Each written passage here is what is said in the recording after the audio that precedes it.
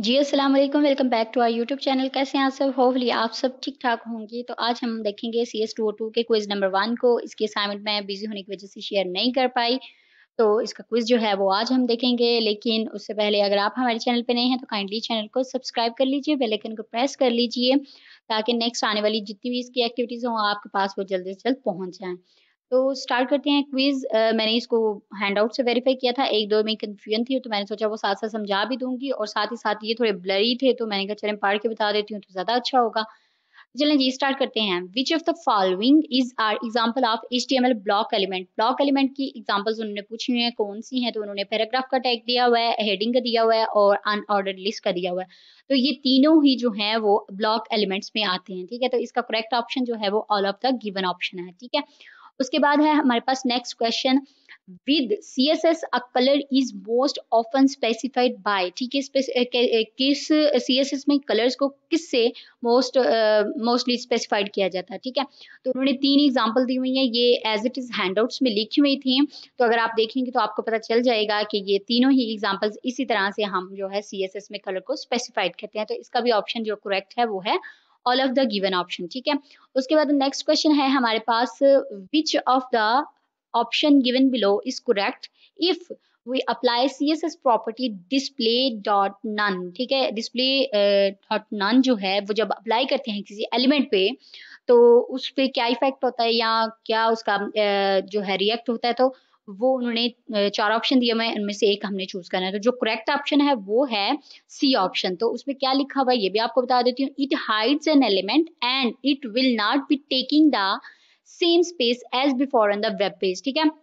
यहाँ पे ना 2 ऑप्शन सेम हैं तो आपने उसको ध्यान से देखना है। एक में वो कहता है टेकिंग स्पेस, ठीक है?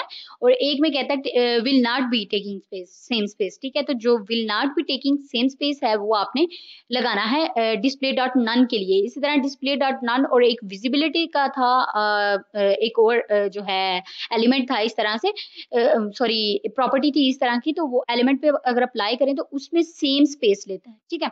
अच्छा चलें इसको ज़्यादा कन्फ्यूजन नहीं क्रिएट करते तो आपने ये देख लेना है एक दफ़ा ना आप हैंडआउट्स ओपन करके डिस्प्ले डॉट नन और डिस्प्ले डॉट नन विजिबिलिटी में जो डिफरेंस है ना उसको क्लियर कर लीजिएगा, ठीक है? मे बी आपको वो भी आ सकता है तो फिर अगर आपने देखा होगा तो ज़्यादा अच्छा होगा। लेकिन इसका डिस्प्ले डॉट नन का जो करेक्ट ऑप्शन है वो है it hides an element and it will not be taking the same space as before on the web page, ठीक हो गया? उसके बाद नेक्स्ट क्वेश्चन है हमारे पास। Dash tag does not contain any closing tag. Mostly tag जो होते हैं एचटीएमएल में उसका स्टार्टिंग टैग भी होता है और क्लोजिंग भी होता है, ठीक है? क्लोजिंग में बैक स्लैश टाइप करके ना स्लैश आ जाती है और स्टार्टिंग में कुछ भी नहीं आता। ये तो आप लोगों को पता होगा, ऑब्वियसली लेक्चर्स ले रहे हैं पढ़ रहे हैं तो इतना तो पता होगा। तो इसमें जो इमेज का टैग होता है उसका कोई भी क्लोजिंग टैग नहीं होता। तो करेक्ट ऑप्शन इसका है इमेज, ठीक है? इमेज वाला टैग जो है IMG, ठीक है? उसके साथ है एंगल ब्रैकेट्स। उसके बाद नेक्स्ट हमारे पास क्वेश्चन है which of the option given below is not correct if we apply CSS property display dot none. ऊपर हमने देखा कि जो ऑप्शन करेक्ट है वो बताएं, अब वो कह रहा है जो ऑप्शन करेक्ट नहीं है वो बताएं जब हम डिस्प्ले डॉट नन प्रॉपर्टी किसी एलिमेंट पे अप्लाई करते हैं। तो यहाँ पे हमारे पास इट हाइड्स एन एलिमेंट, ये ठीक है इसके बारे में कि ये एलिमेंट को हाइड कर देता है। ऑल ऑफ द गिवन का तो तुक्की नहीं बनता तो इसको हम देखेंगे नहीं। थर्ड जो ऑप्शन है हमारे पास है वो है element will be displayed as if the element is not there on the web page, ठीक है? इसमें आपको थोड़ी सी कंफ्यूजन क्रिएट होगी, ठीक है? क्योंकि ये थोड़ी टाइपो है या क्या भी है कि यहाँ पे आता है, अगर आप बुक में देखेंगे ना तो उन्होंने लिखा हुआ है the page will be displayed as if the element is the not there on the web page, ठीक है? तो यहाँ पे टाइपो है कि उन्होंने एलिमेंट लगा दिया हुआ है या फिर पता नहीं कंफ्यूज करने के लिए किया है। लेकिन उसके साथ ही जो नीचे वाला ऑप्शन है वो है the element will be taking the same space as before in the layout of the web page. अब ऊपर वाले में तो हमें कंफ्यूजन थी, ठीक है? लेकिन नीचे वाला जो है वो क्लियर कट लिखा हुआ है कि इसमें वो कह रहा है कि एलिमेंट जो है वो टेकिंग स्पेस सेम स्पेस लेता है, ठीक है ना? तो इसका क्या मतलब हुआ कि ये तो हम ऊपर देख के आए थे कि डिस्प्ले डॉट नन तो स्पेस लेता ही नहीं है। तो इसलिए ये मुझे मोस्ट एप्रोप्रिएट लगा था, इसलिए मैंने इसका आंसर यही लगा दिया, ठीक है? ऊपर वाले में वैसे ही कंफ्यूजन थी, सबसे पहले वाला बिल्कुल ठीक है, ऑल ऑफ द गिवन बनता नहीं है। तो डी ऑप्शन इसका करेक्ट ऑप्शन है, मोस्ट एप्रोप्रिएट ऑप्शन है। तो मैं तो इसी के साथ जाऊंगी, लेकिन अगर आपको लगे कि कोई और ऑप्शन है तो इट्स अप टू यू, आप अपने बिहाफ पे इसको चेक कर लीजिएगा, ठीक है? और फिर उसके अकॉर्डिंग आप अपना जो है सॉल्व कर लीजिएगा। नेक्स्ट हमारे पास जो है क्वेश्चन वो है the following piece of code defines that CSS style sheet. ये जो उन्होंने कोड दिया हुआ है, ये वो कहता है कि बताओ कौन सा सीएसएस में कौन सी ये जो है स्टाइलिंग की जाती है इससे। अब सीएसएस में 3 किस्म की स्टाइलिंग होती है, इंटरनल, एक्सटर्नल और इनलाइन, ठीक है ना। तो आपने देखना है कि ये जो उन्होंने कोड दिया हुआ है ये कौन सी स्टाइलिंग है। तो ये अगर आप बुक में देखिए तो तीनों स्टाइल्स को अगर आप एक दफा पढ़ लें, गो थ्रू कर लें, तो दैट्स वेरी गुड। अगर आपको जो है ये वाला क्वेश्चन नहीं भी आता, कोई और भी आता, तो वो भी आपका सॉल्व हो जाएगा। तो यहाँ पे जो उन्होंने दी हुई है हमें हेड टैग के साथ स्टाइलिंग की हुई है, तो वो होती है हमारी एक्सटर्नल स्टाइलिंग, ठीक है। इसी तरह इनलाइन भी होती है और इंटरनल भी होती है, ठीक है, उनमें भी थोड़ा थोड़ा डिफरेंस होता है, तो वो आप देख लीजिएगा।